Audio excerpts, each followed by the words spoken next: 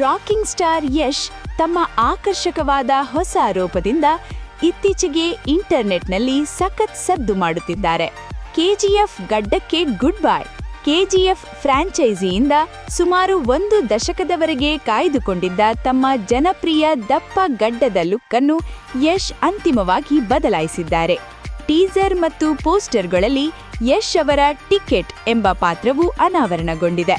ಇದರಲ್ಲಿ ಅವರು ಕೇವಲ ಹಗುರವಾದ ಮೀಸೆ, ಸಣ್ಣ ಗಡ್ಡ, ಸಣ್ಣ ಕೂದಲು ಮತ್ತು ಕಪ್ಪು ಕಿವಿಯೋಳೆಯೊಂದಿಗೆ ಅಚ್ಚುಕಟ್ಟಾಗಿ ಕಾಣಿಸಿಕೊಂಡಿದ್ದಾರೆ. ಇದು ಅವರ ವಿಂಟೇಜ್ ದಿನಗಳಿಗೆ ಮರಳಿದಂತಿದೆ ಎಂದು ಅಭಿಮಾನಿಗಳು ಸಂಭ್ರಮಿಸುತ್ತಿದ್ದಾರೆ. ಯಶ್ ಟಾಕ್ಸಿಕ್ ಚಿತ್ರದಲ್ಲಿ ದ್ವಿಪಾತ್ರದಲ್ಲಿ ನಟಿಸುತ್ತಿರುವುದು ತಿಳಿದುಬಂದಿದೆ. ಟಿಕೆಟ್ ಪಾತ್ರದಲ್ಲಿ ಕ್ಲೀನ್ ಶೇವ್ ಮಾಡಿದ್ರೆ, ಅವರ ಇನ್ನೊಂದು ಪಾತ್ರವಾದ ರಾಯದಲ್ಲಿ ನಾವು ಸಾಮಾನ್ಯವಾಗಿ ನೋಡುವ ದಪ್ಪ ಗಡ್ಡದ ಉಗ್ರವಾದ ಲುಕ್ ಅನ್ನು ಕಾಯ್ದುಕೊಂಡಿದ್ದಾರೆ.